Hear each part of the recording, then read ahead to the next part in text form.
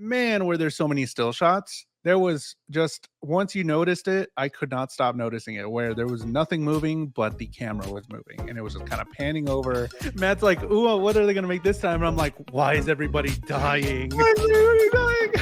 Why does everybody want to die?"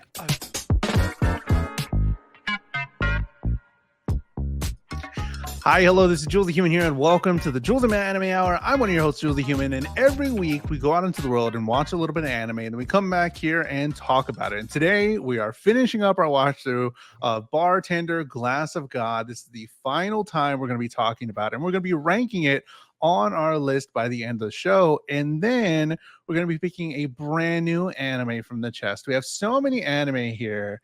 Some that have been here for a very long time, some newer ones, but we have so many anime to choose from, and we're going to be picking it out randomly from the chest, and it's going to be a good time. We're going to figure out what our personality is going to be for the next couple of weeks, and you can put an anime into the chest by submitting a $5 super chat on YouTube or 500 bits on Twitch, and that goes both to me and Matt, and that'll get you an anime to choose from, and we'll put it in. We may watch it next week, we may watch it in the coming season, whatever. But I don't go on these anime journeys alone. I go with my co-host, Matt Galley. Matt, how are you doing this week? I'm doing so good. I'm really ready to talk about some Bartender here. But yeah, I mean, you and I were just talking about it a little bit before. I just have deadlock brain rot right now. I was just talking about it last week, how I was dibbling and dabbling, but now it's just like, man, I cannot stop playing that game. Is it because there's not like a ranked yet, right? I know it's still there's fairly no new. ranked. It's just kind of like all casual, and there's no like way to do picks. Not picks, but there's no way to do like bans and stuff. So sometimes, certain characters, it can be annoying to see them because there's no way to ban them out of games and stuff like that. But I feel like the game's just really fresh, and it's just a really nice combination of a lot of other games that are kind of doing, it's like a refinement and an evolution of the MOBA genre, and it doesn't just feel like another MOBA. And that's what's been so refreshing for me. One thing when I played, it was a little difficult because one, it's the most people on a team that I've played against. Like, I think it's 6 people, right? 6v6, yeah, Yeah, which we haven't 6v6, had since Overwatch 1, which really, I in never a similar played. game, yeah. So I never played a 6v6 game one. And then there's a whole other lane that you have to pay attention to. And I was like, oh man, this is cool. So I can see the 4 lanes, evolution, no like you're jungle. saying. Yeah.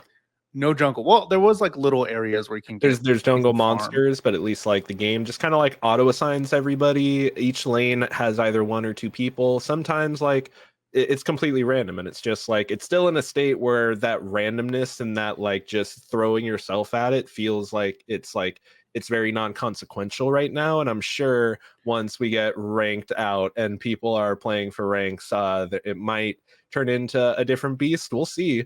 But at least for the right now in the moment, with the invite only pre-development build that we're getting our hands on, I'm enjoying it a lot. It's really fun.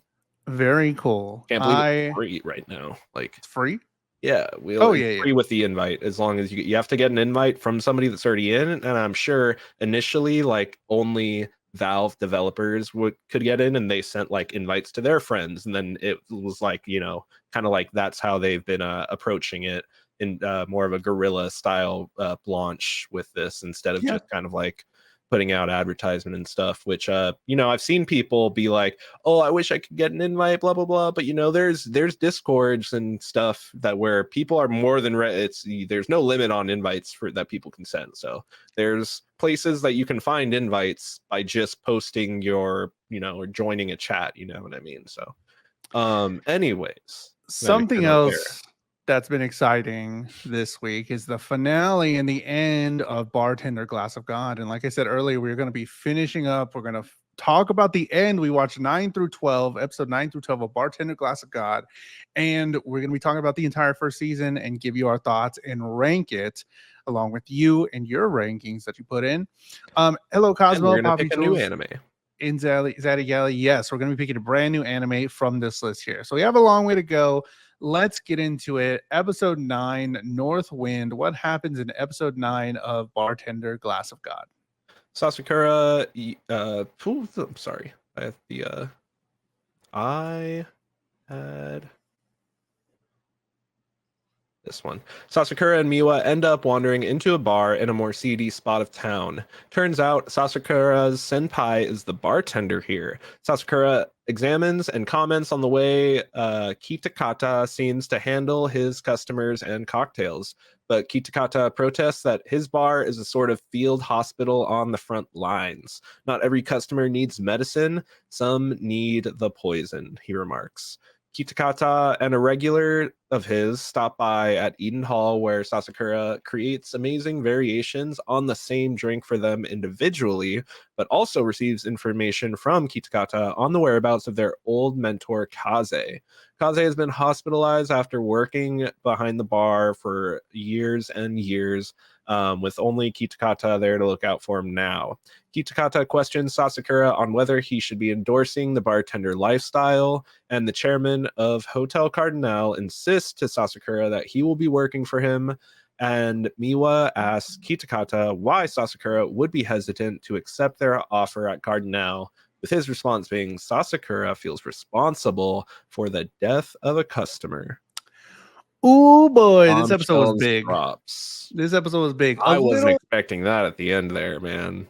No, and broadly, this episode feels like, or this last 4 episodes feel like they, I don't know, they squished a lot into these last 4, and I don't know how I feel about, like, of course we're building to the end, but like, could they have done it so that I would have been hooked a little bit earlier? I don't know, but this show definitely feels like it's just lackadaisical. We're going through it and we're telling these little stories on the way. It's exactly. I feel like it's like each 4 episodes are kind of like their own set, where you have the first 4 episodes kind of being more about the introduction to like the concept of what the show is going to be, and the core characters and the like environments and stuff that they're going to be dabbling in, the types of conversations and concepts that the show wants to be doing. And then the next 4 episodes after that are kind of like more focused on the whole Kelvin arc and that whole cocktail contest thing. And then we get these 4 episodes that kind of bring it back home with like, okay, now let's focus back on Hotel Cardinal needs to get Sasakura in the bar, why, how, and why. And it kind of like plants the seed right here, finally wrapping back to, again, at the end of the first episode, we get, oh, he used to work somewhere. Why won't he, like, that was really high up. Why won't he come work for us if his excuse is he's afraid of heights? And it's not till now, episode 9, that we're finally getting the answer to that question that's just been on a back burner. And I mentioned that last episode where it's just like, they've kind of just been ignoring that whole thing. And episode 9, they're like, oh, Miwa finally has a way to access that information. So it's like, I think they bring it back into the picture very elegantly, but it does feel like it's almost, I don't want to say too little too late, but it feels like it is a little late. It does feel, could we have met Kitakata a little bit earlier? Just met him, gone to the bar once, whatever, and then have this revelation at the end of episode 9 and it still feel the same. I think it would have been better if we met him sort of at the beginning, because now, like, the whole Chen saga, like we were talking about, we don't see Chen at all in these last 4. Like his story's over, and it's like, I kind of liked him. I was like, I kind of want to see him with the crew. Like, maybe he could have been, well, he was gonna go with his dad's place, but like maybe come into Hotel Cardinal and be like, hey, what's up, guys? Like, oh, whatever. We don't see him at all in these 4 episodes, but Dunzo Canunzo. That's what I was kind of sad about too. Northwind. So they head into this like sketchy bar, like you were saying, and we meet what I originally like notated him as was a bad bartender. That was before I really knew that, you know, they knew about him, or Sasakura knew him, but we meet this quote unquote bad bartender, Kitakata, and it's been 8 years since they've seen each other, and they walk into the Northwind. Sasakura orders a Bloody Mary, and we find out that they used to work at the same bar. They used to be cohorts together, just slinging drinks. He talks about making a Bloody Caesar using tomato juice with clam broth, which was really interesting. I was like, huh, what is this? A lot of people, even in their Bloody Marys, have a preference to, at least in the States, have a preference to Clamato over just like tomato juice. It just, like Sasakura says, it creates a more unique, a more dynamic flavor. the drink that he makes, the Bloody Caesar, has 88% alcohol, and he kind of explains his rationale about the woman that didn't really want to do anything with the guy, or just brought him there to, I don't know what the situation was, but she was not wanting this man's company, and the reasoning why he gave the drink to him that would make him really drunk at the beginning. Kitakata talked about being or Sasakura talked to Kirikata about being the bartender being a physician to take care of their guests, but he had a spin on it where he, in the position that he's in right now, he's this place is a field hospital on the front lines, and this is a place for the person that needs that poison to get through the day. How do you feel about that? Like, just different take of what the bartender, because we've only seen Eden Hall. Kitakata says there's a lot of truth to what he says with the whole, like we're not some fancy, fancy cocktail bar in uptown like you work at. He's working what I'm assuming the show's kind of setting up is like close to a red light district. There's different strokes for different folks, as they say, to each their own. There's all of the turns of phrases where it's just like, it really depends on your a mix of things as to like what's going to be appealing to you as an individual. And for people that their days are long, rough, they have to deal, sex work is work, but it doesn't mean it's easy work. And for some people, putting up with those types of things, they need something really strong, something that's just gonna get them through the next day, because they don't want to have to, sit with those feelings that they have. And it's one thing to let them like drown. Like, he has a guy sitting at the bar just with the bottle in front of him, I think we see when they first walk in, and like that's one thing. But in the situation that he's presenting with the hostess, it's like it's very understandable, like that's kind of like what the situation is. Don't give somebody just a bottle to drink from. That's not okay. That's a lot of money. That's a lot of money. That's a lot of drinks you could be making. We find out that for both of them, Kitakata and Sasakura, that Kaze-san was their mentor, and Kitakata and the woman that we saw earlier in the Northwind walk into Eden Hall, and he makes the same drink in two different ways, Sasakura does, and they state again, or I think this is the first time, I'm not too sure if they said it before in the past episodes, but bartending isn't a job someone is hired to do. Bartending is a lifestyle that one chooses, which was said by Kaze-san to Sasakura. They go to Kaze-san in the hospital, so we finally get like a glimpse in this timeline of the person that has trained him, Sasakura, Kaze Goro, who's been in the hospital for 7 years and isn't doing too well. And Kitakata does say a lot about like the way that he's sort of spinning it to Sasakura, because he's like, Sasakura, you need to quit. You need to get a real job, because Kaze devoted his entire life to bartending, and look at him now. There's nobody here. It's just us two. All the people that he served that loved his drinks are not here at the hospital with him. Nobody has seen him. And they all just revere the drink and not the person. And it's like real life. Like, oh man, like when you're thinking about it, you devote yourself to a profession. And in the end, like, what do you get out of it? And we see that with the in episode 10, again, bring up is that like the show initially presents it in this light where like, it happens here, but like it very quickly you can see where it can just be really applied anywhere. It's all about like everything in moderation, including your work. You should have work in moderation, because there should, in my opinion, there should be a you outside of work, because for a lot of us, when we're at work, we're putting on a hat. We're putting on a hat and we're playing that role. We're doing that part. and it depends, profession to profession, but a lot of times that hat doesn't really give you the ability to be the person that you want to be. You have to be the person that would be wearing that hat. So I think there is truth to what he is saying, or what the show's presenting with that, in that, there's there you need to have the you away from work as well. Definitely.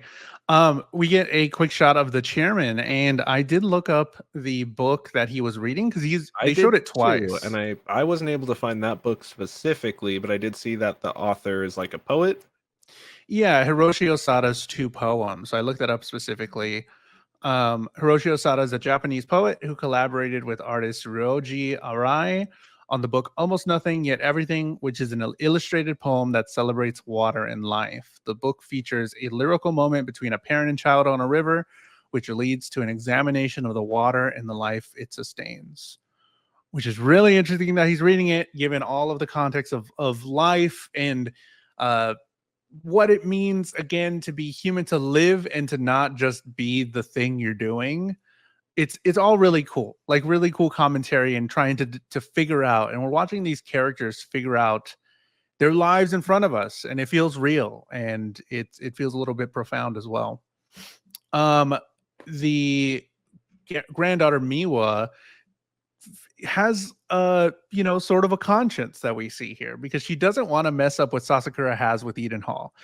We've known since the beginning that we want Sasakura, Hotel Cardinal. He needs to open up that door and be that guy for us. But now, after spending so much time with him, she's just like, you know what? He just has a good thing. He wants to do what he wants to do. He's serving the people that he wants to, and he's making great, drinks, and he's enjoying it. Do I really want to mess that up? She goes to Kitakawa, and that's when she asks him about it. And he says that Sasakura believes that he killed somebody, or he was the reason why somebody died because of the drink he might have served him, which is insane cliffhanger here. The soft anime music outro. Yeah. And it's like, huh? What are you talking about? I could not even hope to never even be able to relate to something on that level. That's why I wanted to ask, but I didn't want to ask it. I know. Yeah, I'm sure. But yeah, like, have you ever thought about it? I've never even, the second that line got uttered at this, I was like, I immediately start thinking like, yeah, what would I even do in a situation like that? And it's like just like, yeah, and I try to relate it. And I think it brings a lot more weight and gravity to him saying how, like, a drink could be poison or medicine with one slight variation to the recipe. Mm-hmm. Is that, like, he understands the gravity, like he literally lives it with the existence of the thought that, like, my drink has potentially put somebody else in a place where they took their life. And if I had just served them one different thing or made it a little bit different, all these different thoughts, like, it could have been different. Maybe, what if, but you just don't know. Or, like, not even thinking about it as ingredients of the drink, ingredients of the experience he had. Like, that was his final moment. Like, even if he served the same drink, could his experience have been better for him to not want to do that? To not want to, you know what I mean? So, like, even like getting the bartender drink, that's one thing with ingredients, but, like, could he have been, I imagine he would think, Sasakura would be like, could I have been nicer? Could I have, given him some advice? Should I have noticed that he was more down on his luck than I thought he was, and give him better words to handle a situation? And that's kind of like, we get that out of Kitakata when he explains, what would you do if somebody tells you they feel like dying? I would laugh it off and act like they didn't say anything. And it's like, yeah, that's kind of, a lot of people say a lot of wild things all the time, and sometimes I try to be responsive to what people are saying directly, but sometimes it's just like, you just kind of have to chuckle and let it fade off and Hope they don't follow up. Definitely. I've had it in my newer job now as well, because I handle with people's like medications and stuff, and people are like, well, if I can't pay for this medication, I guess I'll die. And it's like, I Guess don't know so. how to take that. You know what I mean? It's like, What do you whoa, want me it's to a say lot. here? Yeah, it's a lot sometimes. Okay, we got to keep going. Episode 10, A Thorn in the Heart. What happens in episode 10? Episode 10, we have Kitakata fills Miwa in on the details, expressing how he shouldn't believe that he's responsible. The owner of Eden Hall informs Sasakura that they've been having discussions with the chairman of Hotel Cardinal and that he should take him up on his offer and he'll just close Eden Hall. Hayase returns, seemingly to hold some regret after business got in the way of family life. Kimishima returns and scolds Hayase for standing her up and gives him another chance. However, she is left upset after Hayase informs her of his promotion that will have him flying overseas for 5 years. Hayase asks Sasakura to accompany him to another bar, with them arriving at Kitakata's, where he sniffs out Hayase's girl troubles. Kitakata is able to instill confidence in Hayase with dice and a boilermaker, and Kitakata makes up his mind. Miwa asks Sasakura what he would serve to a customer that says they want to die, and Sasakura susses out that she spoke to Kitakata and makes her a Tom and Jerry. Miwa worries for Sasakura and if he still has feelings about that day, with him realizing that he had been ignoring his own feelings for the sake of his customers. So we find out that Sasakura met a man that wanted to die, that walked off the top of a building. And Kitakata says that he has questions, obviously, that what if he had served a different drink? What if things had gone different? Could he have saved this person? Something really interesting I thought, which is really funny, was that they were like, it was a really short scene, but they put Sasakura on the Hotel Cardinal flyer before he even accepted. It was just like, what the fuck? What's going on? We're gonna leave him no choice. Yeah, leave him no choice. He's on the flyer. You have to come work for us. Like, what the fuck? I think this is the first time that we see the owner of Eden Hall. Yes, which last ever. episode, my big prediction was that Sasakura actually owned Eden Hall, and I guess stand corrected. Could you even predict that that was the reason why he didn't want to work there? Is because he thought he would have killed somebody? Guessed that in a million years. Like I said, there was not even a connective tissue of like that happening like ever, and it's just like immediately, it's just like, yeah, like that would definitely throw me off, and like maybe I don't want to work in a hotel rooftop high up bar where people can just do that. maybe they should have been more understanding. How about that? Maybe after you hear that story, say, never mind. We're good. We'll leave him there. It is like, but it is like a thing where like he says, you know, I'm afraid of heights, and it's like, well, yeah, you lied. So let's like, why? Like, why is it like if that's the actual reason? Like, she asks him like, are you okay? And he's like, mm-hmm. Just like, and he went into this immediately, whole thing. like just like, mm-hmm. Doesn't really react or be responsive, but immediately as she leaves, he's like, wow, I didn't even realize I've just been holding on to that and haven't really let myself feel it. And then like now at that point, I think there might be a part of him that really, especially after hearing from the owner of Eden Hall, and I think that's why he like, you know, has the conversation with him about it, like, what do you think I should do? And he's like, I just think you should do it. Like, what are you going to do about Eden Hall? I'm going to close it.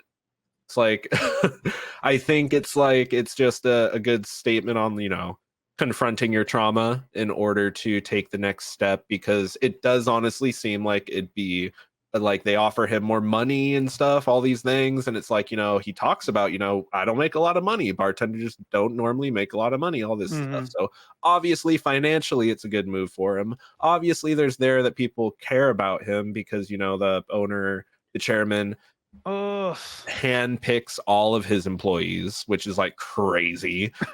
Staff a hotel and you handpick all your employees. Yeah. So it's just like, I feel like it makes sense that he would be coming around to it after, you know, seeing that like true bonds and friendships that are growing out of the whole situation. It's been a year now, where I think we're a year into the whole hunt, because we've seen the season pass. There's like they're coming up on Christmas and such, and they talk about how we're almost at an anniversary of the hotel opening. I was like, Still not Jesus. open. Yeah, exactly. So passage of time and all that. So I feel like we get to a point where he's wants to probably work past that after he realizes that he hasn't really let it go.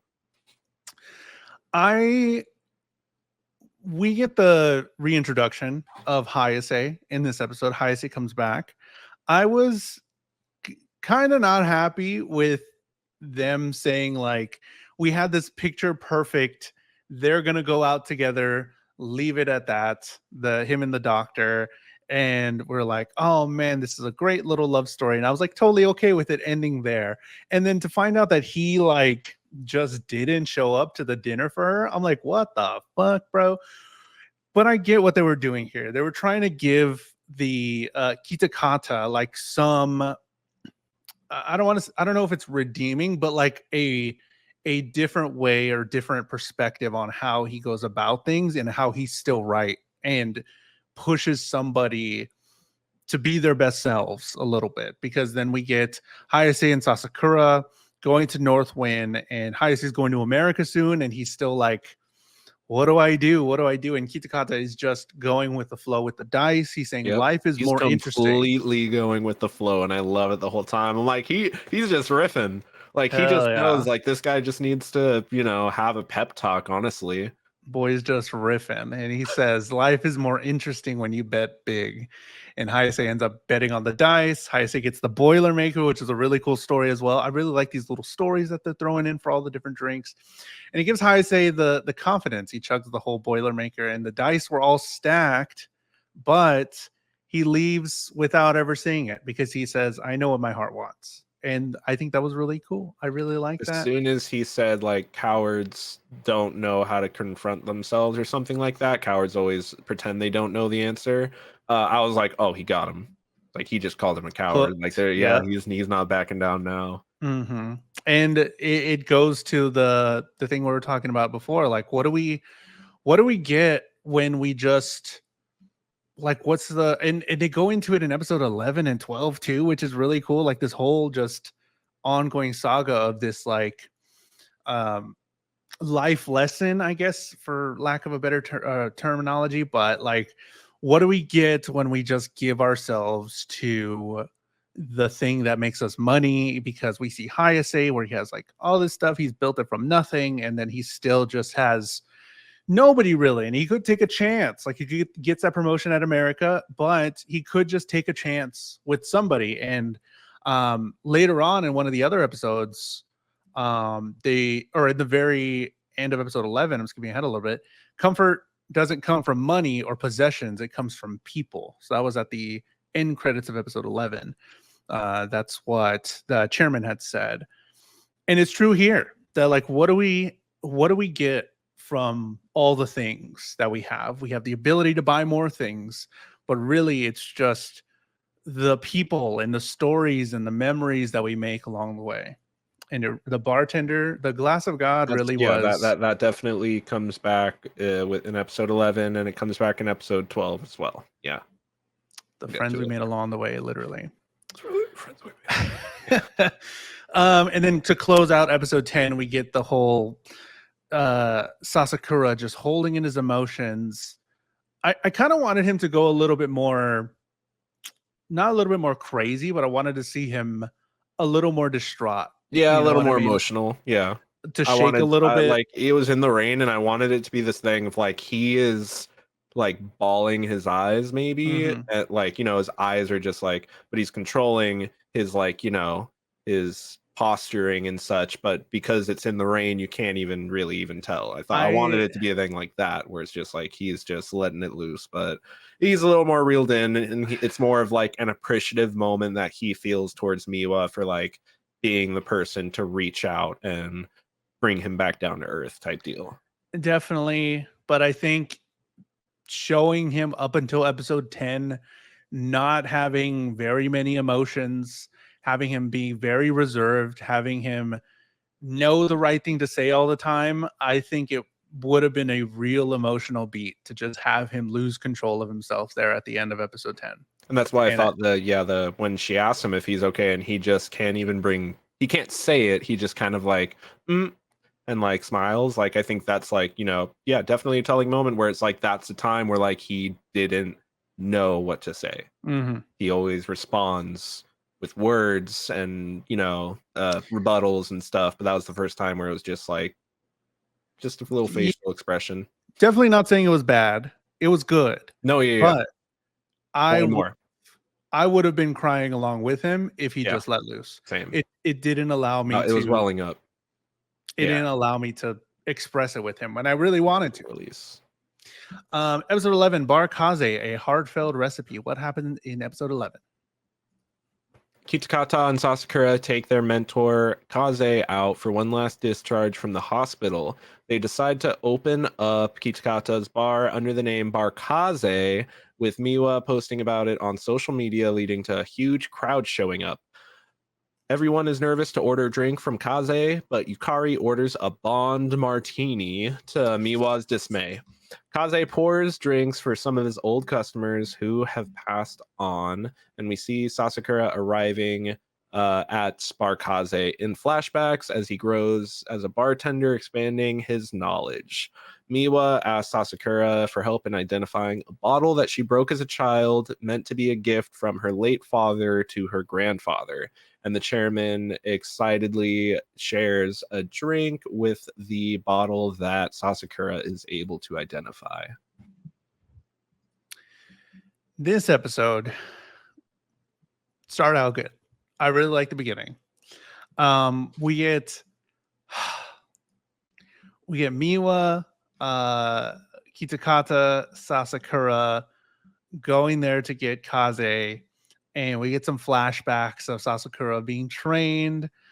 Him and Kitakata have a little bit of banter, but Kitakata as well is just very hard on him because of some mistakes that he was making, dropped a glass and all that stuff. Oh yeah, Cosmo said, expressed feelings in this economy? Yes, we're trying. Claire says, oh right, if I didn't say something, you'll never notice me and I'll never get a drink. Oh, what do you want? I lost all drink information. I lost all drink information from my mind. I was like, name a drink. Everything you know moment. Name one drink. Couldn't. Oh, you've watched Bartender, Glass of God? Name every glass of God ever. Actually, I lost it all. I trust Matt to pick the perfect drink for me. Well, I'm not Matt. So you're getting a cola right now. You're getting a cola from me. That'll be $20. Bro, so, I went to Universal Horror Nights. They were selling beers for like $16. Yikes, bro. Yeah. Anyways, moving on. One interesting anecdote there, as we're going back to like the flashbacks and stuff, Sasakura was told about the glass of God from his father. How does that play into anything, or will that play into something? Because like I just thought it was I thought he knew about it from Kaze or something, but it was really odd that they added that. Yeah, I heard about the glass of God from my father, and now we're doing this, and it's like we never seen your father. I guess it's just like, what does college Sasakura have any reason to be interested in getting into bartending in the first place? And it's just kind of like that was the initial catalyst of his motivation to find a bartending job. That makes sense. He just walks into Bar Kaze and was like, hey, I saw an ad in the paper. I don't really care if I don't make money and if I'm not popular with the girls. I just don't want to have to get a haircut like that guy, and I'm all good. But it's like it does feel like narratively disconnected, and it's just kind of like, again, one of those like, oh, you looked away and you missed it, and it's just like that's the one line that it ever really that connects it to the rest of the show at all. I'll buy that. Sure. Yeah. Glass of God, of course, we know the drink that can heal the soul, and I really like this moment that Kaze-san wants to stand behind a bar again. I'm okay with this man at the end of his life with that being the only thing that he's ever, super done really well, just being like, you know what, I would find comfort here behind the bar. And we get all three of them behind the bar, and I was like, just Sasakura, Kitakata, and Kaze-san now, as we've been seeing him in the past when he first started, and now he's here at the end of his life, and it's like, and then the patrons come back and they love him, and they're like, oh my god, I need me a drink from Bar Kaze. Why didn't anybody tell me I need drink? And there's like tons of people, and Kaze still got it, bro. He still got it. He be shaking. One martini. Hell and yeah. Everybody tries throwing him an order, and he's like, I'm gonna make everybody's drink one at a time. You guys slow the fuck down. Yeah. And everybody's like, yes. Sorry. Our bad.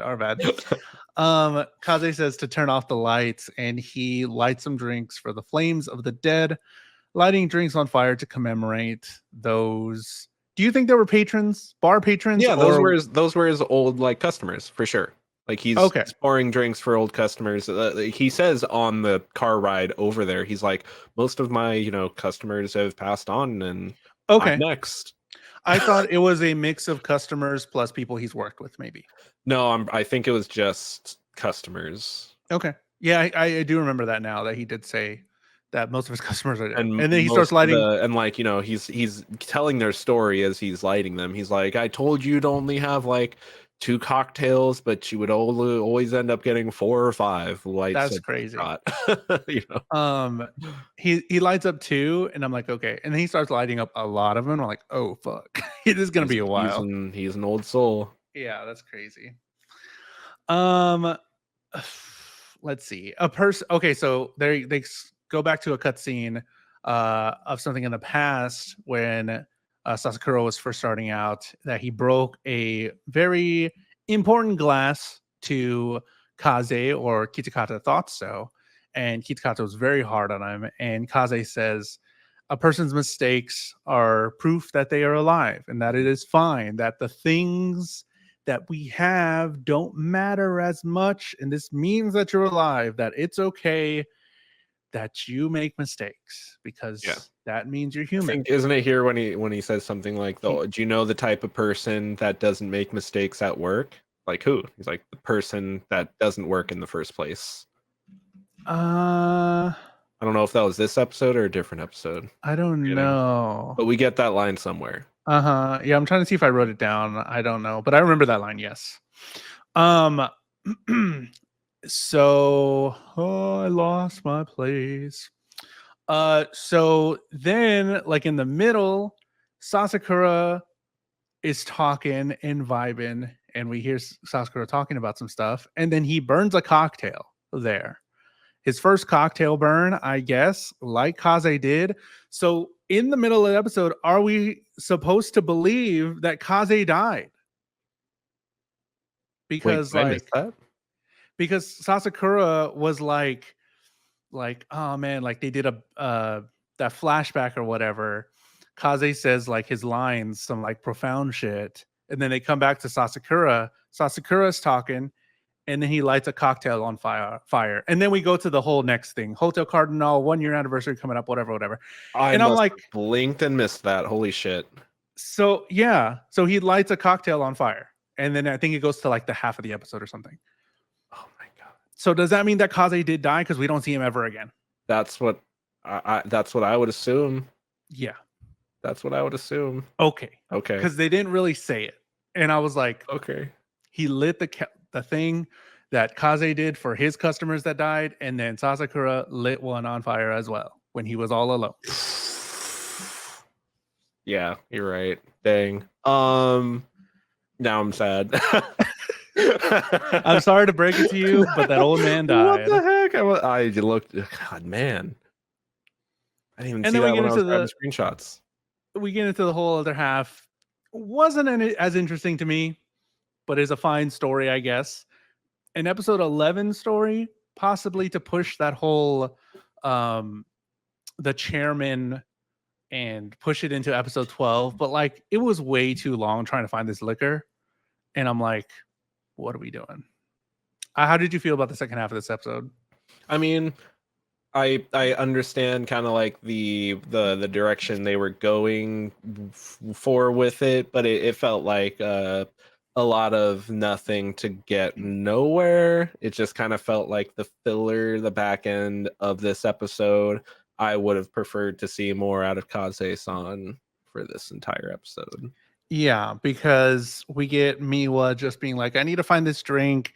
It's very important. This was the drink that her dead brother was gonna. It's a great story. Fine.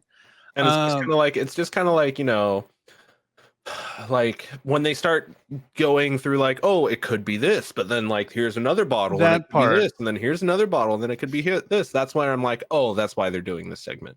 And it's like they just want to hit more numbers on mentioning more brands and talking about more you know, mentioning like more brands and hitting more criteria on like where this is a show that we can also have people expanding their knowledge on different types of stuff.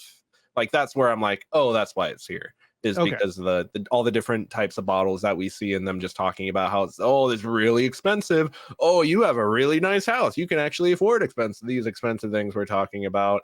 And it's just like, oh, all right. Yeah, there's high-end stuff too. There's a classy part of cocktail of liquor culture. How about this one? Brand out. Just how about this one? Is this the one?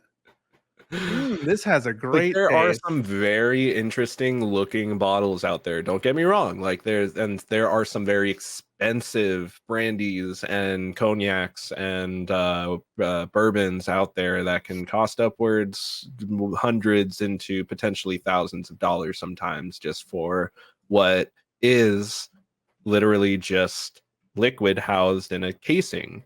And it's just, sometimes it's like, so when you have something that expensive, how are you gonna you know, how is its character going to be defined by the casing it's held in? And that's kind of what I feel like it's emphasizing. Yeah, the fact that, you know, oh, these expensive ones, the bottle themselves can give it character. And it's like, all right, that's your heavyweight of explaining and giving that to the audience. I understand. I'm not into that end of stuff. If a bottle is more than like $80, it's like, I'm not even about it. That's not really something that I care about. Yeah, it was just way too long in that section, and we're like, oh, let me think. Let's think about this for like, no, we're on episode 11. Come on, let's get to the thing. Cosmo said, I trust Matt to give me CPR. And Jules gives me bartender vibes, like you'd make a mean cocktail. Hell yeah, double everything. Boom, double vodka. 2 shots of vodka. Yeah, glow, glow, glow, glow, glow. Matt's actually the bartender here. I thought I could. I mean, I probably still could. Probably could if I wanted to. I just don't think I have the mental to just do it every day. Can't do that. That's like, I know for me, I couldn't. There's a, you know, service industry thing is that you never want to work like 4 days in a row, 4 or 5 days in a row. And so I work, yeah, in the industry for sure. I've worked in, it's mentally taxing and it's physically taxing. Like you're on your feet the entire time. And that's what these episodes got into. You're on your feet the entire day. You're, you know, having to interact with customers. It's early days. It's late nights sometimes. Like I've had days where like I'm the one unlocking the door to open the business, and I'm the one locking the door at the end of the day. And I was just there the entire day because for some reason or another, that's how it worked out. And you just gotta, you know, bite the bullet. It's good. It can be good money, but it's demanding. It can be very demanding if things aren't set up right for you. Definitely. I've worked with in the service industry during the day, and then you give me, hey, how about you do this? But people are drunk sometimes. And I'm like, no, I don't think I do. I don't think I will do that. No. They find the whiskey, they heal wounds. The chairman heals the wounds with his son from 25 years ago, and it's very touching, really great, all that stuff, whatever. The chairman does ask Sasakura at the end to make the glass of God for him, which means I think that we talked about the glass of God, how it's supposed to heal your soul on the way out and all this stuff, and then we see Kaze die. So at the end of this episode, I'm like, is the old man saying he wants his last drink to be from Sasakura and like to wish his soul off into the into the ether at the end, or is that the chairman gonna die soon and he wants Sasakura to be his guy? I was just like, this in episode 12, I'm just like, is this man preparing to die? Episode 11? Episode 11 after the credits. Oh, there was a thing. I didn't watch the post-credit bits. The chairman was talking to Sasakura, and he says they're talking about some stuff, and then he's like, comfort doesn't come from money or possessions. It comes from people. Still talks, and he's like, will you be that person that makes me the glass of God? And then it ends. It was very short. Wasn't much, but the way he says it, after I figured out that Kaze-san is dead, I'm like, is he asking him to make his final drink because he's gonna die soon? Because we saw him in episode 12, spoiler, collapse. Episode 12, an important job. What happens in episode 12? I was wondering why this is how this one opens, and now it makes sense. Yeah.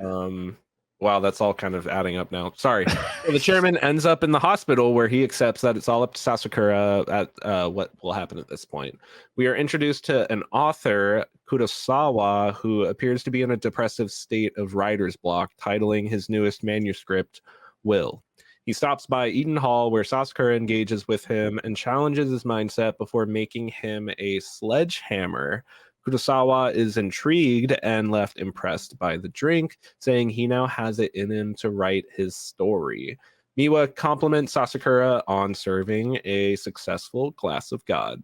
The chairman meets with Sasakura to discuss his conditions for coming to Hotel Cardinal, where Sasakura shares an anecdote on the two things the bartender cannot make, one being a cocktail that is served in parts to be made in your own mouth, and the other is the marks that guests leave, which itself becomes the history of the bar. The chairman, wanting to play catch with Sasakura, as to leave a mark, a memory, a piece of history with him as well. And the hotel's countertop style bar finally opens with a nameplate, Eden Hall, on the door, the history behind the name being shared with us, and Sasakura ready to serve more glasses of God. Friends we made along the way. Hell yeah. So the chairman does state, and they're not really saying it, I think he is dying because he has been collapsed. And then he's like, I want to play catch. I want to play catch with this boy. Yeah. With my bartender. Just kind of like in the moment I wasn't really getting it, but then as it like comes around, I'm like, oh, like I see where it's going. But it was like that was the only implication for me, but now I see the other things that you're bringing up that kind of lead into that. And I don't know if that was maybe just not connecting the dots. I was just thinking about the fun drinks and stuff. it all, yeah. Like, ooh, what are they gonna make this time? And Matt's like, ooh, what are they gonna make this time? And I'm like, why is everybody dying? Why is everybody dying? Why does everybody want to die? I'm just like, Kaze died. There's death and there's life, and we lived and we laughed. It's just a change of state. It's what I learned from the last anime we watched. To Your Eternity. They all, something stupid, they all finally realize that Miwa is the chairman's granddaughter. And I was like, what the finally? I thought it was just Yukari that didn't realize it. Yeah, just Yukari, like, I guess. What?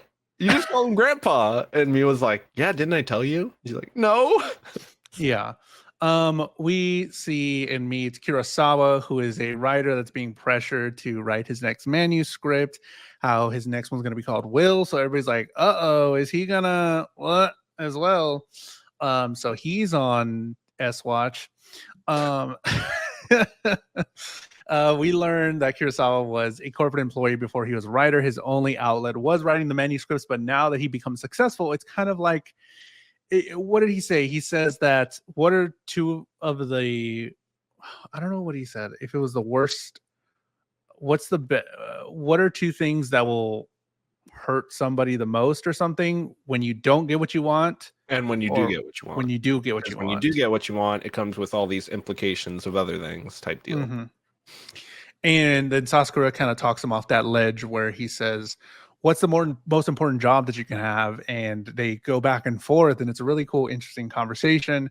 And they both agree that most important job is just to simply keep living, to do it, because it's the hardest thing to do. Yeah.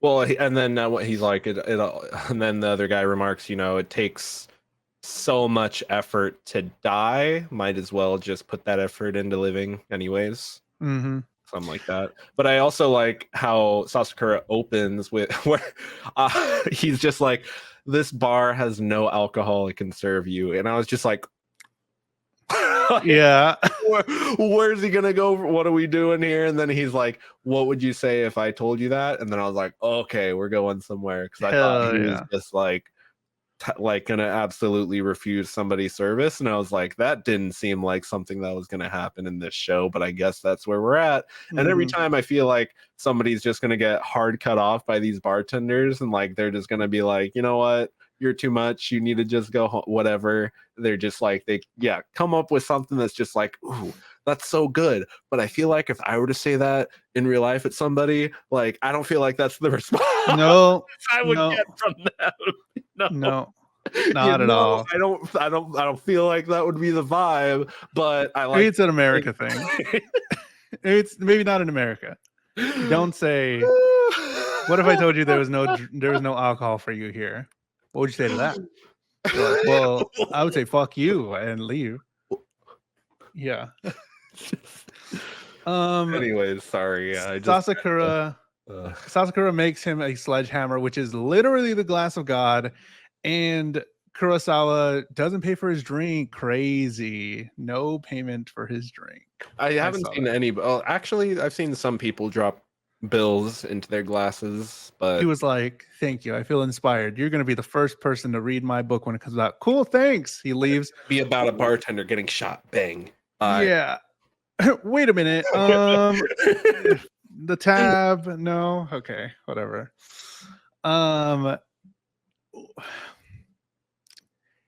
We get the chairman meeting with Sasakura. Sasakura reminisces about all the episodes that we've seen already, all the memories of the people that we've seen, kind of flashbacks of all the memories there at Eden Hall.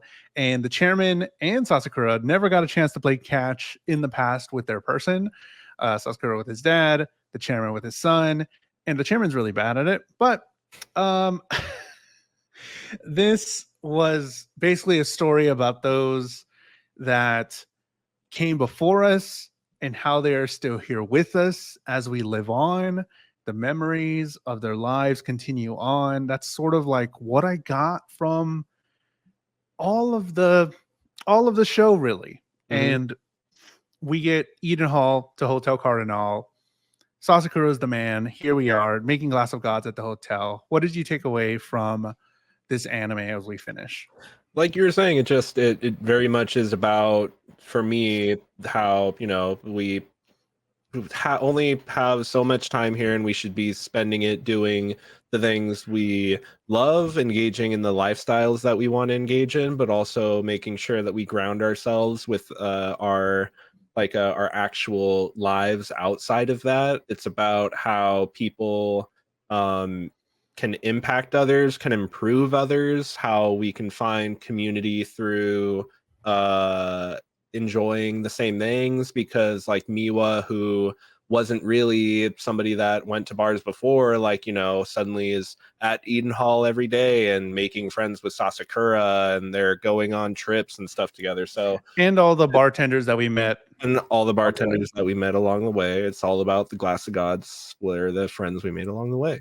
But everything that you were saying on top of it too. It's a really interesting, introspective into a subculture that I don't really feel like has a lot of media that shines a good light on it. And so that's what I really enjoyed about this show, is that it feels very different to really, I feel like, anything else that I've ever watched. And I mean, that's not to say it's the best thing I've ever watched. It's not to say that at all, but it is different and it is doing its own thing. And I appreciate it, for existing just for that sense. Sure. We got to get going. We have 6 minutes left. We got to rate it. We got to rate it and pick a new anime. Matt, where do you put Bartender Glass of God in animation? I'm giving it a B on animation. I feel like it was very consistent. It did what it needed to do. It knew what it wanted to do, and it did it well. But that wasn't going to be ever anything that got too really crazy. I feel like it uses animation in a very, in a very like by the numbers safe way, but it's never going to do anything that's like over the top, but it consistently looks good. The shots aren't anything that are dynamic either, and the composition a lot of the and the structure a lot of the time is just person with person talking about drinks or the story behind the drink or the problems that they have. And that's not a bad thing with the format that it goes with, but that's just to say that it's just not doing anything super super animated, I guess. Sure. But it's not it doesn't hurt to watch like we have had in the past with some anime before. So Jules, where does that leave where are you left at on animation for Bartender? First, Cosmo said rated E for everyone, like my hands. Hell yeah. Animation for me was a C. Like you were saying, it was good. It did its thing. I know this was more storytelling, and you had to listen to the words that they were saying and the inflections and who they were talking to and all that stuff. But man, were there so many still shots. There was just, once you noticed it, I could not stop noticing it, where there was nothing moving, but the camera was moving. And it was just kind of panning over a scene, and nothing was moving there. And I was like, okay, half of animation is moving, the moving pictures part. So while it did do it well and the drinks looked good, there was just way too many just still shots of things while people talked, and that kind of bugged me halfway through, and I just couldn't stop seeing it. So right in the middle, animation C. It was okay. Storytelling, what would you put it on storytelling?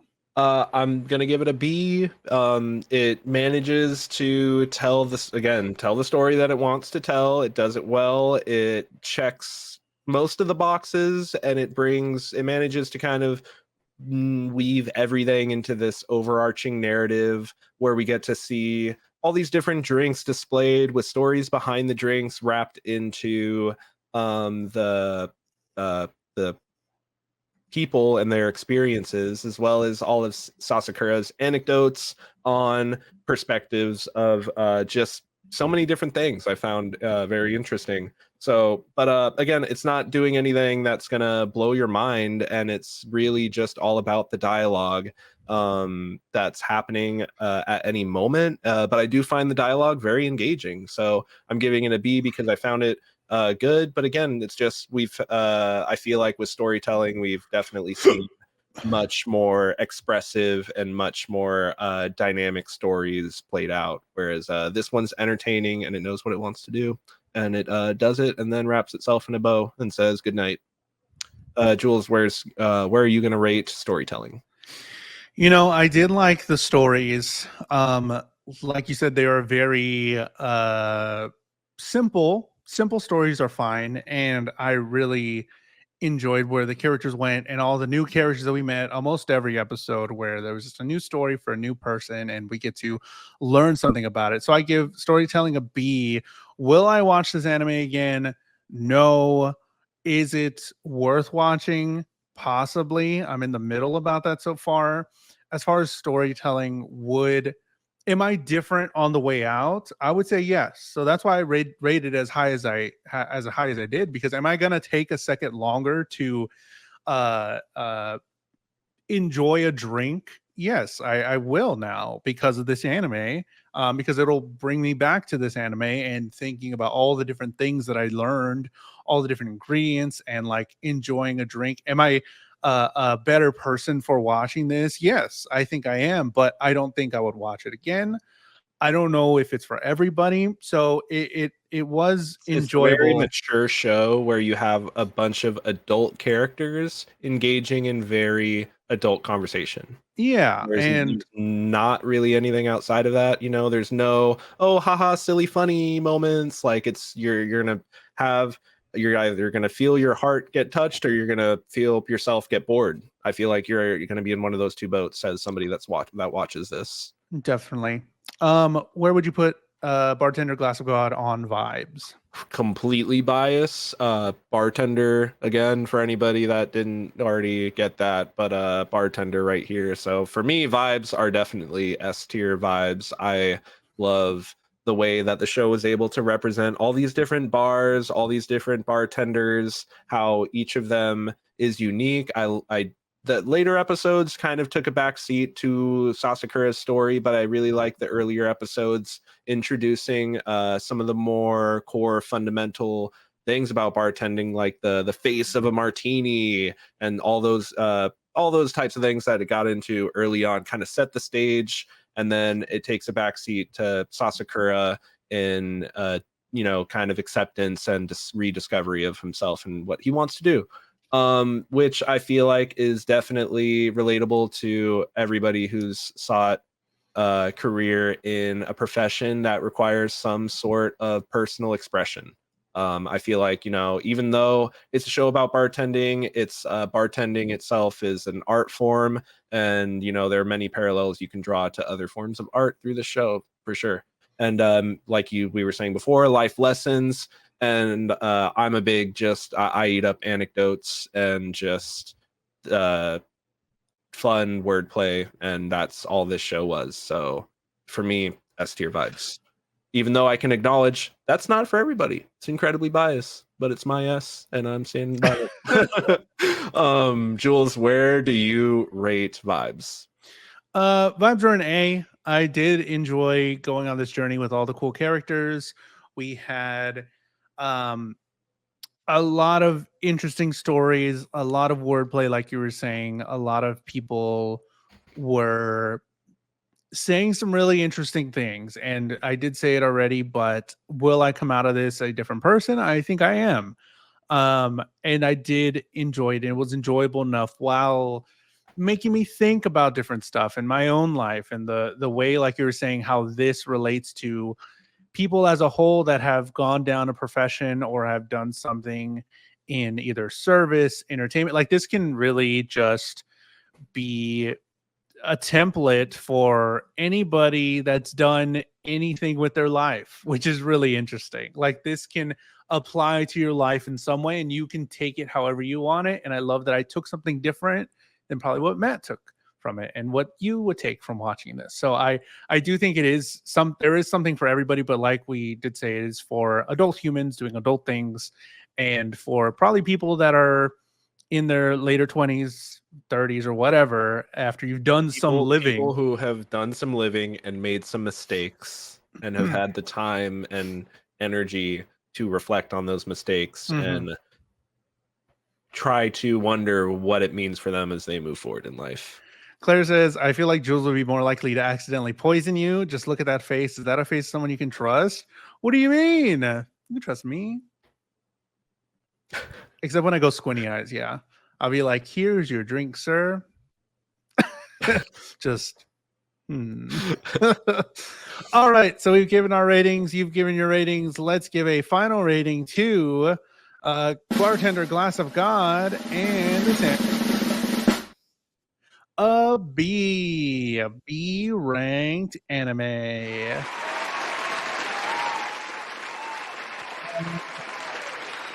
Somewhere in the middle. We're filling out the middle here. Check out the chart.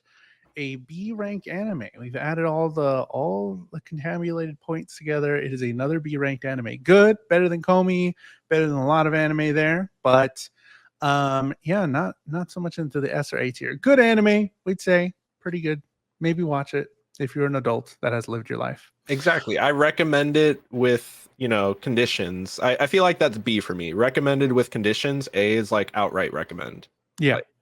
Definitely. So it's got its conditions for if you work in bar industry, work in creative departments, I definitely think it's an easy sell. But if you don't know what you're doing at all, if you don't know what you're doing with your life, like the quote we said, the only person that hasn't made mistakes is somebody that hasn't made mistakes at work, somebody that's never worked. So if that applies to you, this show's not for you. No more bartending talk, no more drinks. Nothing. Stop it. What? I forgot everything about my job. Oh no.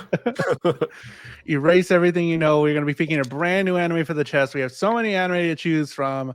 What's going to be the next anime that we watch for the next 3 or so weeks? A lot of these have been suggested by you, the viewers, by me, or by Matt. And the next anime that we watch is going to be Summertime Rendering. Oh, Summertime Rendering. I think that's Shelby or Bubsy. Bubsy. Summertime Rendering. Watch the first 4 episodes of Summertime Rendering. I'm pretty sure it's on Crunchyroll. Go ahead and watch that by next Wednesday. And yeah, gonna be excited. I've read the first book of this, so I do know some of the story. I did not buy the other books because I got confused by the end of the first book. This is another one that does go past 12. This first season has 25 episodes. So watch the first 4, we'll figure it out. 4 and we'll figure it out from there. Watch the first 4 episodes of Summertime Rendering. Go check that out on Crunchyroll. Come back here. We'll talk about it. Give us your thoughts. Matt, when you're not making drinks or talking about drinks, where can they find you? Sleeping. No, I'm just kidding. No, when I'm not here or at work, if you'd like, you can follow me on my YouTube at Matt_Galley. Follow me on my socials, on Twitter. If you use it on Instagram at it's Matt_Galley. I just be posting and stuff. I'm just silly right now. I'm just having a silly time. Okay. Jules, when we're not here talking about the glass of gods that we made along the way, where can the people find you? Mainly, I've just been on Instagram at JulesTheHuman, at JulesTheHuman on all social media. I've been posting a lot of Instagram stories and stuff. I haven't really been posting YouTube stuff, but you can follow me on all the other things on Twitter as well. I talk about wrestling stuff over there. But you can follow this podcast on Spotify. We've been getting a lot more Spotify listeners. So I don't know if it's because I'm telling you or people are discovering the podcast, whatever. We've had a lot of Spotify listeners. So if you're watching on Spotify, that's very cool. I post like a little like question thing on some of the episodes. If you want to answer the question, that's cool too. Nice. But there you're watching this on. Thank you for watching. Yeah, so we're getting a lot more Spotify. You can watch this anime show on Spotify. Just look up Jules and Matt Anime Hour, and we should pop up in all the episodes you've done. You can watch them, not just listen to them. You can watch them whether you're in the gym or whatever. I listen to podcasts when I'm going to the gym. So that's what I do. You can do that too. But I only see Matt when he's sleeping. Oh, that's the hidden camera we installed. And into my sleep stream. Thank you. Sleep stream. Watch Summertime Rendering before next Wednesday when we're watching episode 1 through 4. So make sure to watch those as well to hear us talk about it and give us your thoughts. And that's the end. That's been the hour and 7 minutes. All right. Bye. Bye. See you next week.